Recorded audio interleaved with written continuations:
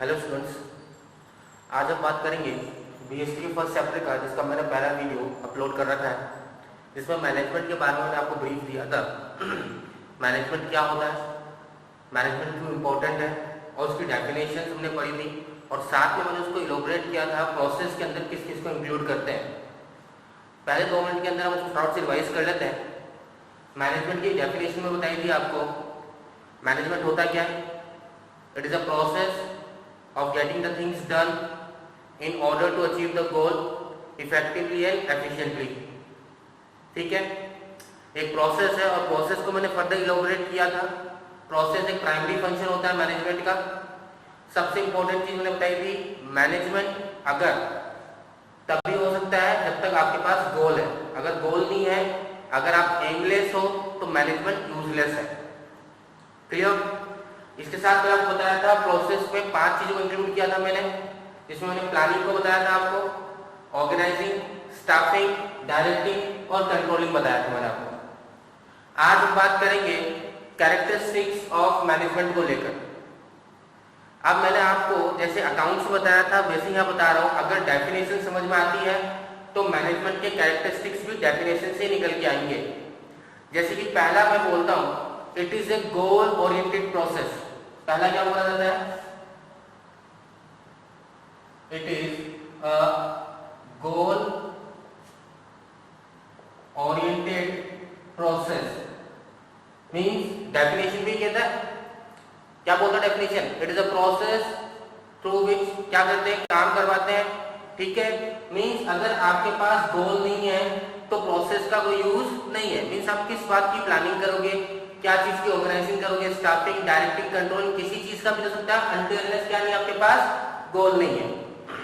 Clear? Second point, management जब goal oriented process है तो ऑब्वियसली बात है एक जने से नहीं हो सकता। मैंने बताया था आपको, मैनेजमेंट एक से काम नहीं करेगा, lots of peoples are required, so it is a group activity.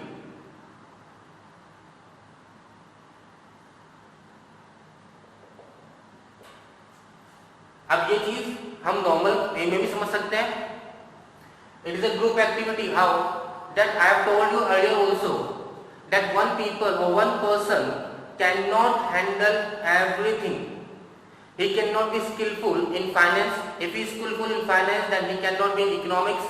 If he is in economics, then he cannot be in managerial tasks. How to handle the people? There should be a lack of leadership quality, coordination quality. So it's a group activity. Not only a single person can conduct all the activity. It requires lots of people, efforts of lots of people that combine together for the process for achieving the goal. So it's a group activity. Clear everyone? Okay. Third point.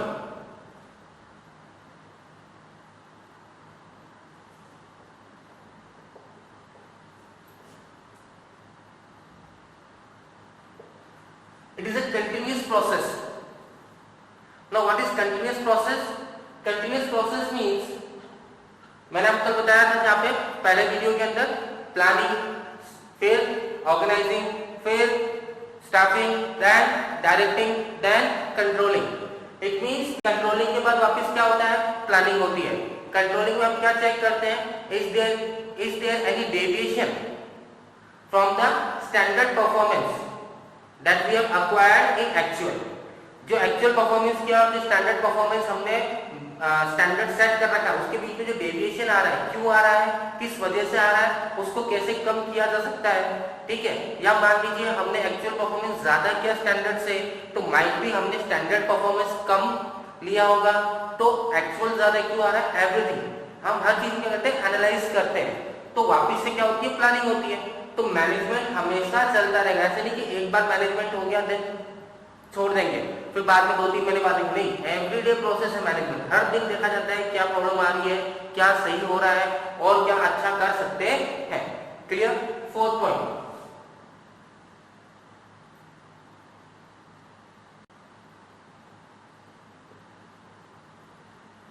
It is pervasive.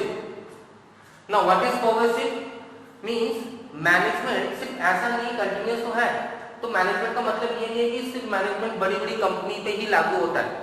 Even at a small organization, management has to be done, चाहे वो small level of organization हो, means lower level of organization हो, बोल सकते हैं कि वो starting of business हो तो मैनेजमेंट की रिक्वायरमेंट है। अगर हम मिडिल स्केल की बात करते हैं तो भी मैनेजमेंट की रिक्वायरमेंट है। अगर हम लार्ज स्केल ऑर्गेनाइजेशन की बात करते हैं तो भी मैनेजमेंट रिक्वायरमेंट है। चाहे वो छोटी स्कूल हो, एक बड़ा स्कूल हो, एक छोटा सा बिजनेस हो, या बहुत हम रिलायंस कंपनी की बात कर लो, ठीक है, टाटा की बात करो, ये बड़े बड़े बिजनेस में मैनेजमेंट की रिक्वायरमेंट है। एक नॉर्मल सा स्कूल रन हो रहा है उसमें मैनेजमेंट की रिक्वायरमेंट है, आपके घर में भी मैनेजमेंट की रिक्वायरमेंट है, ठीक है। So everywhere it is not that management is required in the big organization or that the number of activities are large, number of people are large, therefore management is required. No, management is required at all the level. Management required at all the level of activity. Management is required at every organization, whether it's a small organization or big organization. Clear? Next.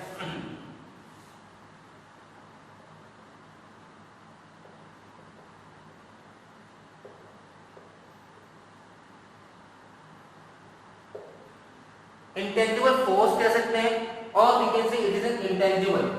Now accounts point of view से हम बात कर ले तो intangible का मतलब that are things which can not be seen और touch, means ऐसी चीज तो मैनेजमेंट क्या देखा नहीं सकता, मैनेजमेंट को हम टच नहीं कर सकते। अब इसका एग्जांपल देखिए, मान लीजिए आप किसी रेस्टोरेंट में फैमिली के साथ खाना खाने गए, ठीक है, आप वहां गए, आपको बहुत अच्छी सर्विस मिली, वेटर बहुत अच्छी तरह बिहेव कर रहे थे आपके साथ, आप जो ऑर्डर चाह रहे थे वो ऑर्डर आपके पास हाथों हाथ आ रहा था, ठीक है, खाना बहुत अच्छा था, तो आप क्या बोलोगे बाहर निकलते हुए, यार होटल बहुत अच्छा है, सर्विस बहुत अच्छी है, यहाँ पे सफाई देखने को मिली है, तो व्हाट यू मीन टू से, यू मीन टू से कि वहां का मैनेजमेंट बहुत अच्छा है। क्लियर है? आगे बात समझ में, ठीक है। सो कैरेक्टरिस्टिक्स ऑफ मैनेजमेंट में सबसे पहला पॉइंट अपन ने क्या लिया, it is a goal oriented process. Clear है सबको? It is a group activity, it is a continuous process, it is a pervasive, it is intangible. Clear? Note down this.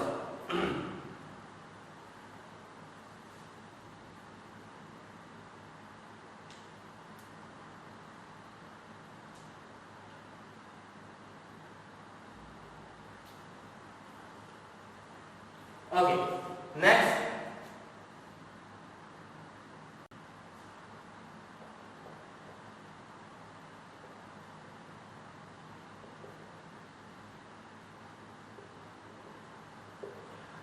It is a dynamic function. Now what do you mean by dynamic? Dynamic that keeps on changing. आपके पास challenge आते जाएंगे और आपको उस challenge को क्या करना है, एक्सेप्ट करना है और अपने ऑर्गेनाइजेशंस को उस तरह से मोड़ लेना है कि वो चैलेंज को एक्सेप्ट कर सके, उन पे कोई इफेक्ट नहीं है ऑर्गेनाइजेशन पे, ऑर्गेनाइजेशन इजीली अपनी गोल्स क्या कर सके, हैंडल कर सके। So it's a dynamic function. Now everyone knows business environment जो होता है बहुत ही ज्यादा डायनामिक होता है, ठीक है, बहुत सारे चेंजेस आते हैं उसके अंदर। अब कौन इन्वायरमेंट के अंदर क्या क्या आता है बिजनेस इन्वायरमेंट में, आउटर जो इन्वायरमेंट होता है उसके अंदर लीगल भी आता है, पॉलिटिकल भी आता है, टेक्नोलॉजिकल चेंजेस भी आते हैं। जैसे जैसे कोई चेंजेस आते जाएंगे उसका इफेक्ट किसके ऊपर आएगा, ऑर्गेनाइजेशन के ऊपर आएगा, और ऑर्गेनाइजेशन का वर्क क्या है, अपने गोल को अचीव करना। So in order to achieve the goal, तो what they have to do, they have to mould themself according to the changes in the environment. जो चेंजेस है, चाहे पॉलिटिकल चेंजेस है, माइंड से पॉलिटिकल चेंजेस की बात करें, लीगल चेंजेस की बात करें, जैसे हम बात करें जीएसटी एप्लीकेबल हो गया, गुड्स एंड सर्विस टैक्स, तो मैनेजमेंट को अपने काम को उस तरह से बदलना पड़ेगा, अपने एनवायरनमेंट को उस तरह से बदलना पड़ेगा कि वो इजीली लीगल तौर पे भी या पॉलिटिकल तौर पे भी क्या कर सके, अपने आप को प्रूव कर सके और अपने गोल्स को अचीव कर सके। Clear? So it is a dynamic function. अगर मान लीजिए हम टेक्नोलॉजी की बात करते हैं, if there is a change in technology, पहले कौन सी हम लेबर ओरिएंटेड टेक्नोलॉजी को यूज करते थे। Labour oriented technology means labour workforce की रिक्वायरमेंट ज्यादा होती थी और मशीन्स की रिक्वायरमेंट कम होती थी। Now with the upgradation, with the quality की जो कस्टमर्स है उनको क्वालिटी की रिक्वायरमेंट है, तो अब जब टेक्नोलॉजी एनवायरनमेंट आ गया है तो क्या करना पड़ेगा, ऑर्गेनाइजेशन को अपने आप क्या करना पड़ेगा, चेंज करना पड़ेगा, टेक्नोलॉजी डेवलप करनी पड़ेगी। क्लियर? टेस्ट एंड प्रेफरेंस को लेके भी ध्यान में रखना पड़ेगा। फॉर एग्जांपल मैकडॉनल्ड्स जो है, जब वो पहली बार आया था यहाँ पे तो वो मार्केट में सर्वाइव नहीं कर पाया। क्यों नहीं कर पाया? क्योंकि वो इंडियन पीपल्स के टेस्ट को समझ नहीं पाया। यहाँ के लोगों को क्या पसंद है, जब तक वो चीज उसने एक्सेप्ट नहीं करी तब तक वो मार्केट के अंदर रन नहीं कर पाया। वंस ही स्टार्टेड एक्सेप्टिंग और once he started understanding the requirement of the people, the taste and the preference of the people, he started grabbing the market shares and eventually McDonald's सबसे अच्छा खासा food chain हो गया। Clear? Everyone is clear about this? So these are the characteristics of the management. Okay, note down this. We will move to the next topic. Clear everyone? Okay.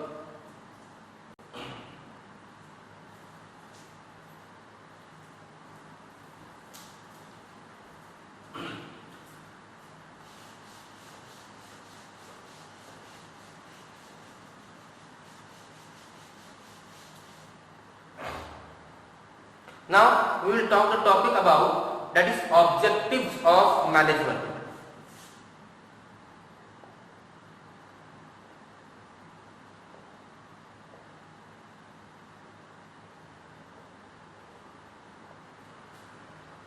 Objectives of management, again characteristics की बात कर ली हमने, definitions की बात कर ली, effectiveness and efficiency की बात कर ली, और ये सब किस लिए किया जा रहा है? To achieve the goal of the organisation.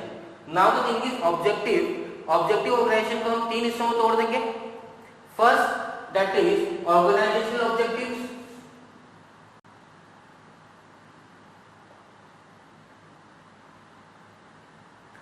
Second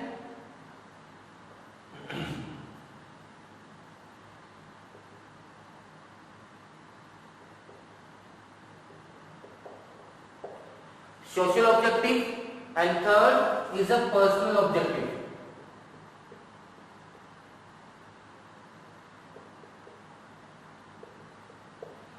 These are the three objectives of the management. पहला ऑब्जेक्टिव क्या है? ऑर्गेनाइजेशनल, सेकंड ऑब्जेक्टिव क्या है? सोशल, थर्ड ऑब्जेक्टिव क्या है? हमारा पर्सनल ऑब्जेक्टिव है। Clear everyone? Okay, now we will explain the first thing that is organizational objective. Organizational objective तीन चीजों को इंक्लूड करता है और ये हर ऑर्गेनाइजेशन के लिए एप्लीकेबल है। When I say organization, it never means a large organization. जब भी मैं वर्ड ऑर्गेनाइजेशन यूज कर रहा हूँ, ये लार्ज ऑर्गेनाइजेशन के लिए यूज नहीं करता हूँ, ये हर टाइप की organization, whether it's a startup, whether it's a small level, whether it's a middle scale, whether it's a large scale business, every type of business has three objective. That first is organization. Organizational के अंदर तीन तरह के objective होते हैं। पहला होता है सर्वाइवल, दूसरा होता है profit and the third one is growth. ये थ्री ऑब्जेक्टिव है, हर ऑर्गेनाइजेशन पे एप्लीकेबल होता है। सर्वाइव ऑब्जेक्टिव है, सर्वाइवल ऑब्जेक्टिव सबसे पहला ऑब्जेक्टिव। आप कभी भी कोई बिजनेस स्टार्ट करोगे, सबसे पहला ऑब्जेक्टिव होता है सर्वाइव करना मार्केट के अंदर। आप जैसे बिजनेस स्टार्ट करोगे, you will never think of earning the profit. First of the thing what will be in your mind is how to survive this market. कोई कंपटीशन बहुत ज्यादा है, कंपटीशन है।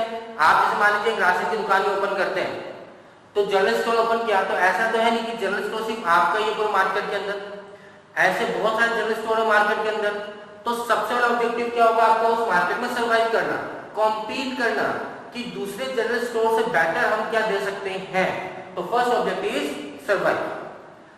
व्हेन जब आपने फर्स्ट ऑब्जेक्टिव अचीव कर लिया, when you survive in the market, when you survive in the competitive market, then you start thinking of earning profit. Obviously जैसे आप सर्वाइव कर जाओगे तो आप क्या अर्न करना चालू कर दोगे? प्रॉफिट अर्न करना चालू कर दोगे। Clear? Once you start earning the profit, what you will be thinking the next step is to grow your business, is to expand your business to the next level. आपने छोटे से एक दुकान मिली थी आपने जनरल स्टोर की, आप survive करके मार्केट में आप प्रॉफिट कमाने लगे, तो आप क्या करोगे? अब इस स्टोर को क्या करना है? बड़ा करना है, एक दुकान और परचेज कर लेनी है। उस जनरल डिपार्टमेंट को अब उसको थोड़ा सा उसमें फैसिलिटी या थोड़े स्टॉक आदर चीज उसको भी इंक्लूड करने की रिक्वायरमेंट है। मान लीजिए जैसे स्टार्टिंग में आपने सिर्फ दाल चावल, ठीक है, राशन की दुकान ही खोली, धीरे धीरे आपने सोचा यार मार्केट अच्छा हो गया, हम एक्स्ट्रा लोग जानने लग गए, हम प्रॉफिट कमा रहे हैं, अब साथ में क्या करते हैं स्टेशनरी का स्टॉक भी ओपन कर देते हैं, या फिर हम छोटे मोटे गारमेंट्स के अंदर भी एंटर कर जाते हैं, ठीक है, या फिर हम होलसेल के बिजनेस में एंटर कर जाते हैं। तो first you have to survive, then you start earning profit, and the third thing what you going to the growth. Once you enter in the growth process, then again the cycle revive, cycle क्या होता है turn होता है और आपको वापस कहां पहुंचा देगा सर्वाइव। क्योंकि जैसे ही आपने क्या करा अपने बिजनेस को एक्सपेंड किया, आपने जो प्रॉफिट था वो सारा कहां लगा दिया बिजनेस के अंदर लगा दिया। Now again what you want to earn the profit, तो first thing what you will do survive, then again what you will do profit, then again you will go with the growth. Clear? ठीक है, तो organisation गोल इन तीन चीज पर depend करता है। First thing क्या आपका सर्वाइव करना, सेकंड थिंग क्या आपका प्रॉफिट अर्न करना, थर्ड थिंग क्या आपका growth. Clear everyone? Okay, note down this.